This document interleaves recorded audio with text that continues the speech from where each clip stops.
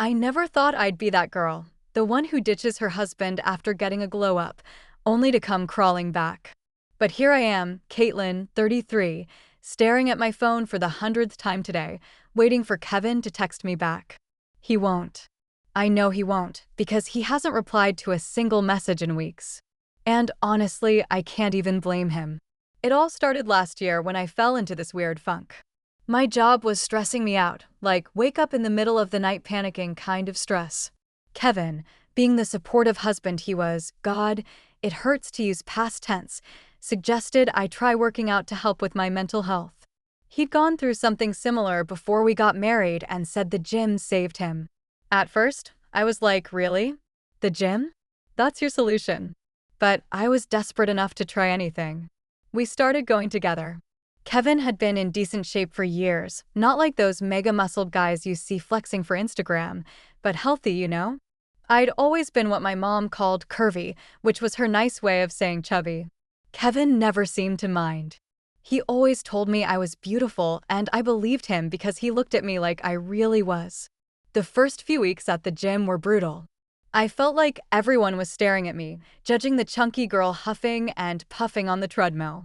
But Kevin was there, encouraging me, showing me how to use the machines without looking like a complete idiot. When his schedule got busier after his promotion, I started going alone. That's when I met Tessa, this perky fitness instructor who convinced me to join her classes. 3 months in, I started noticing changes. My clothes were looser. My face looked different in the mirror. People at work were commenting. And the more my body changed, the more my attitude did, too. I felt powerful. Is that weird to say? Like I finally had control over something in my life. My depression started lifting, and I had more energy than I'd had in years. I was actually excited to get dressed in the morning, trying on clothes I'd never have worn before. Kevin noticed, too. He'd watch me getting ready, this little smile on his face like he was proud of me.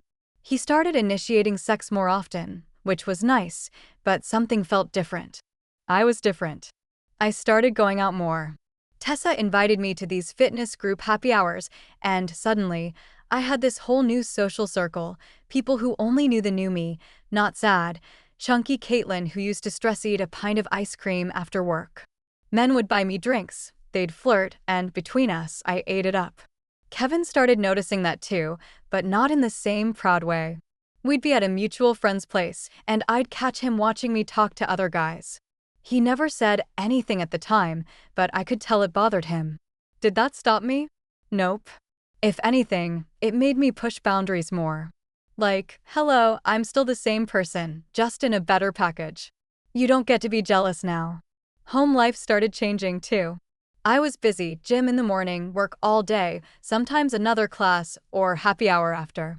Who had time to do dishes or laundry? Kevin started picking up my slack without complaining, but I could see the questions in his eyes. Where was I? Who was I with? Was I still the woman he married? There was this one night, I still remember exactly what I was wearing. We were at this work thing of mine. Owen was there, a consultant who'd been flirting with me for weeks. Nothing had happened, but I wanted it to. Kevin saw us talking. Owen's hand was on my lower back, and I didn't move away. I laughed too hard at his jokes. I touched his arm. Kevin just watched from across the room, this look on his face I'd never seen before. Not anger, something worse. Disappointment. On the drive home, Kevin finally said something. What's going on with you and that guy? Nothing, I snapped. We work together. We're friends. Didn't look like just friends, he said quietly. Oh my God, are you seriously jealous? You're the one who wanted me to get in shape, remember? The words came out before I could stop them, and they weren't even true. Kevin never pressured me about my weight, ever. He just suggested the gym for my depression. After that night, things got tense. I started staying out later, not answering texts, coming home to find Kevin asleep on the couch after waiting up for me. I'd get annoyed when he asked where I'd been, like he was trying to control me. Looking back, he was just worried. But in my head, he was this ball and chain holding me back from my new life. I started scrolling through social media, comparing Kevin to other men. Why didn't he dress better? Why didn't he try harder? I had transformed myself, and there he was, the same old Kevin. I started to feel like I'd settled for him. That thought kept growing, getting louder in my head with every guy who slid into my DMs, with every compliment from strangers. When Kevin suggested we see a marriage counselor, I completely lost it. It was like he'd accused me of something terrible. Maybe I've just realized I can do better than you, I told him. The look on his face, I'll never forget it, like I'd physically hit him. But I didn't stop.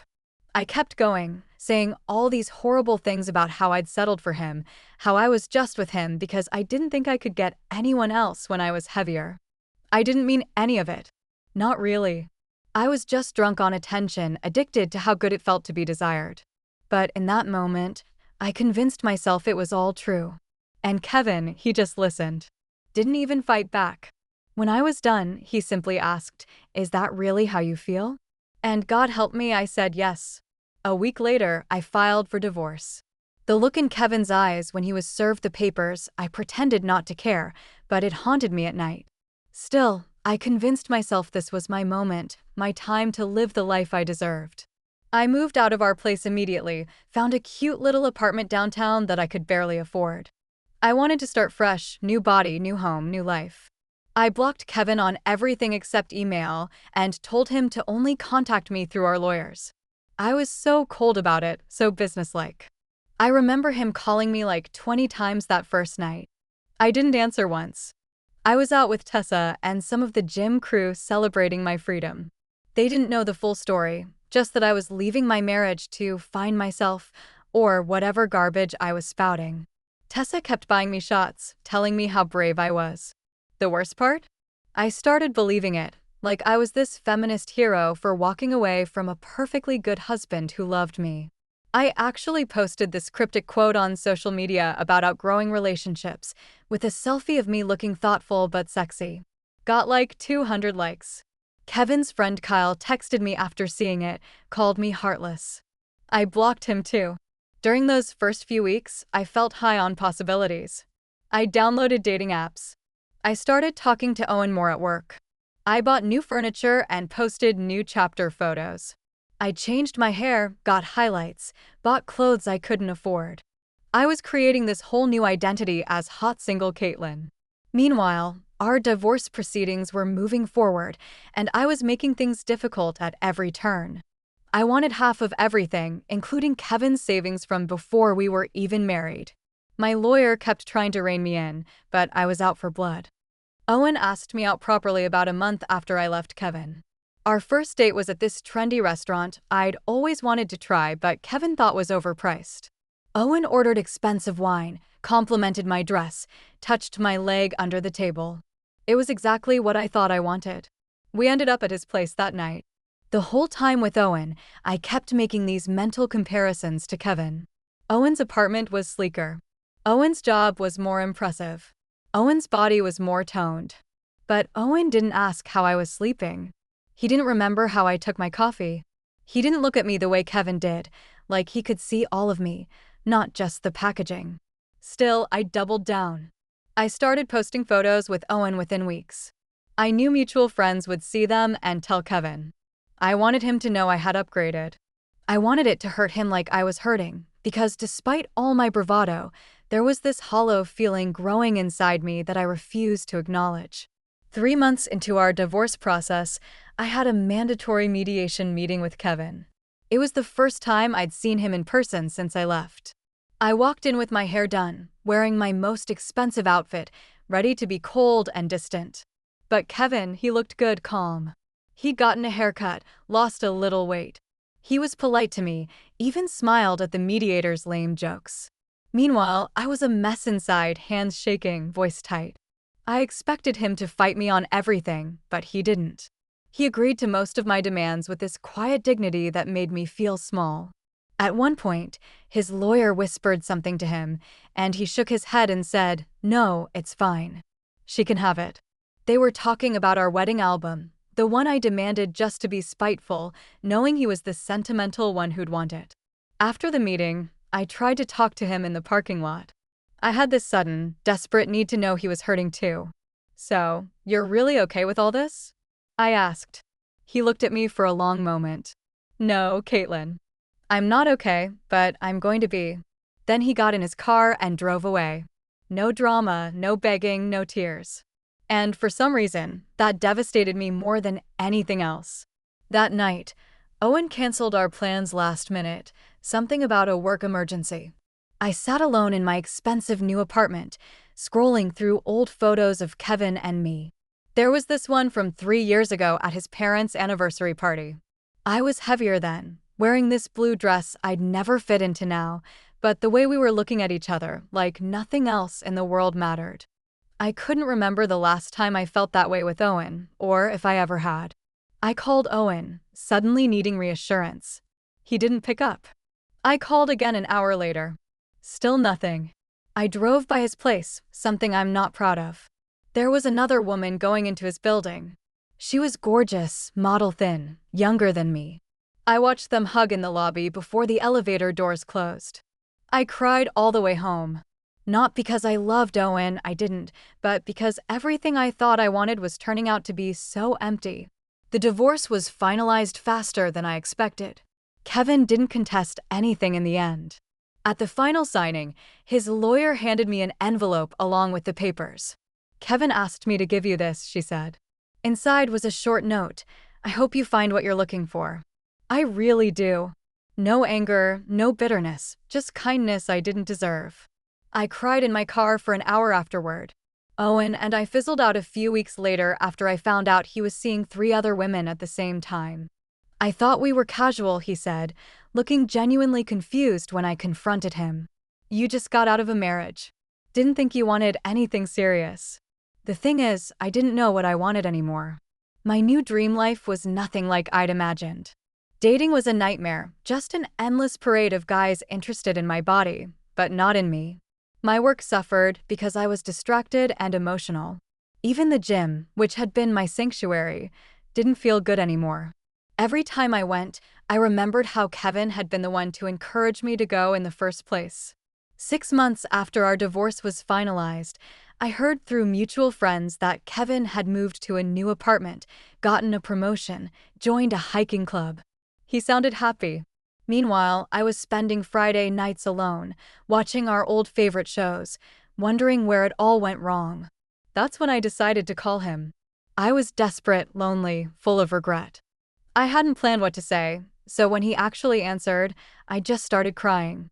Through sobs, I told him I'd made a huge mistake, that I missed him every day, that no one would ever love me like he had. There was a long silence on the other end. Finally, he spoke. "Caitlyn," he said, his voice gentle but firm, "I'm sorry you're hurting, but there's no going back for us." "Please," I begged, "just meet me for coffee. Just talk to me." "No," he said. "You needed to talk 6 months ago. You didn't want to." After he hung up, I started texting him, first apologies, then reminiscing about good times, then long explanations about how I'd changed. When he didn't respond, I got angry, sending him accusatory messages about how he never really loved me if he could just throw everything away. His only response, after dozens of my messages, "Please stop contacting me, Caitlyn. This isn't healthy for either of us." But I couldn't stop. I began messaging his friends asking about him. I called his parents, who had always liked me. They were polite but distant.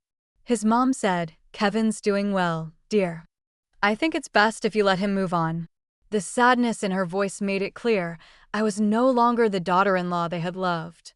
I drove by our old apartment building once, then twice, then started making it part of my regular route home.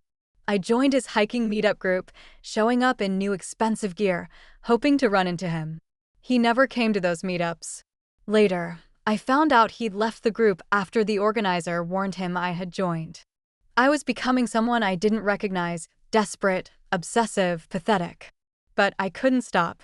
In my mind, if I could just get 5 minutes with Kevin, I could make him see that we belonged together, that I'd made a terrible mistake, that I was sorry. Then I heard Kevin had started dating someone. Kyle let it slip when I cornered him at a mutual friend's birthday party I wasn't technically invited to. "Look, Caitlyn, you need to back off," Kyle said. "Kevin's finally happy again. He's seeing this really nice woman. Don't mess this up for him." I felt like I'd been punched in the stomach. Another woman, already. It had only been 8 months since our divorce.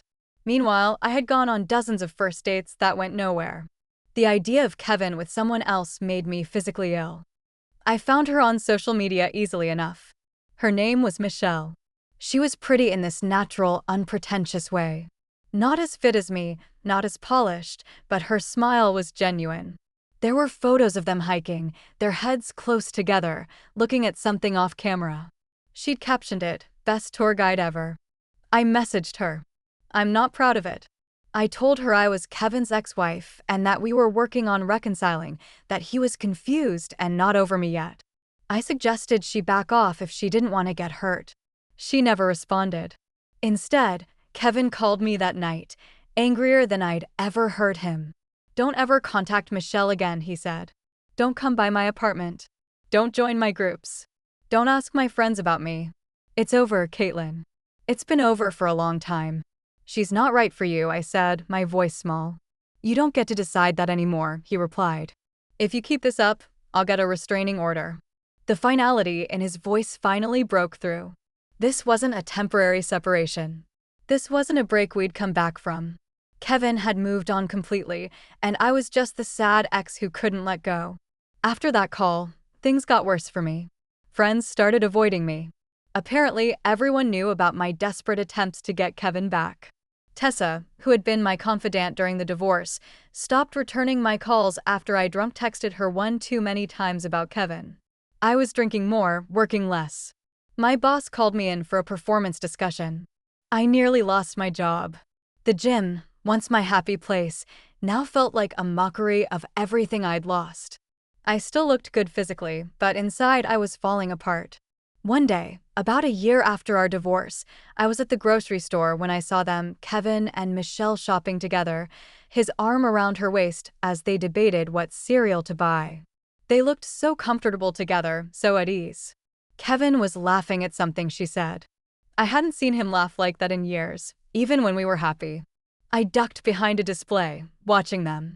They worked as a team, checking things off a shared list, discussing dinner plans.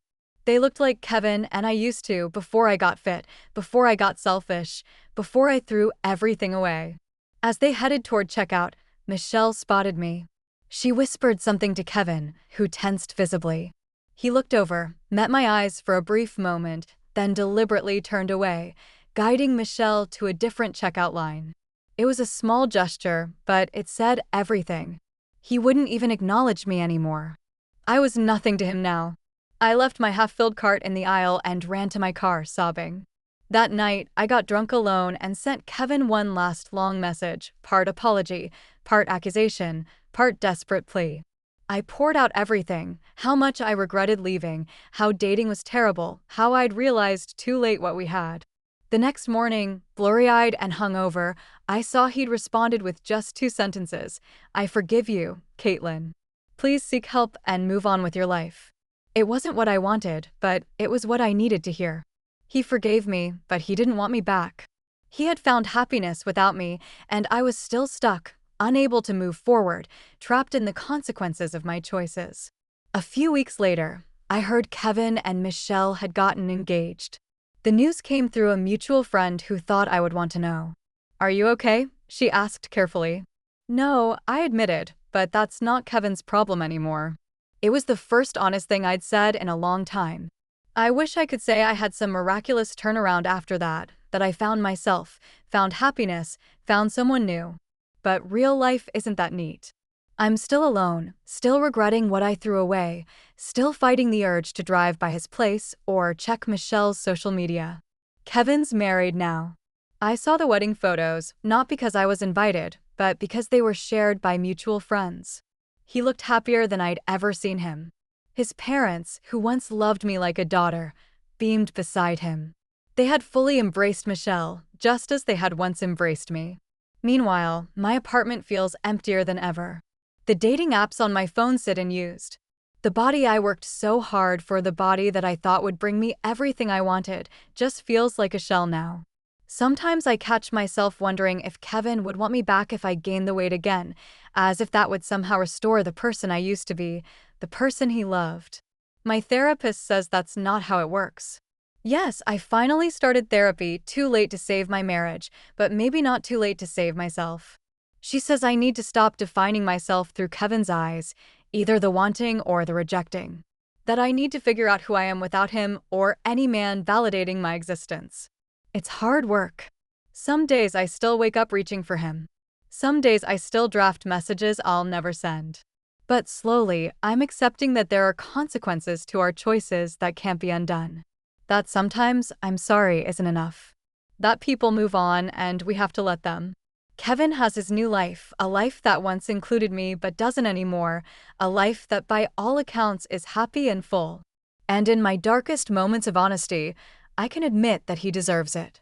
He deserves Michelle, who presumably loves him as he is, not as a backup plan or a safety net. And me? I'm not sure what I deserve, but I'm trying to build something new from the ashes of what I burned down. It's not the life I expected. It's harder and lonelier and more humbling than I ever imagined, but it's mine, with all its regrets and hard lessons. So here I am, still staring at my phone sometimes, still fighting the urge to reach out one more time. But the messages have stopped. The drive-bys have stopped.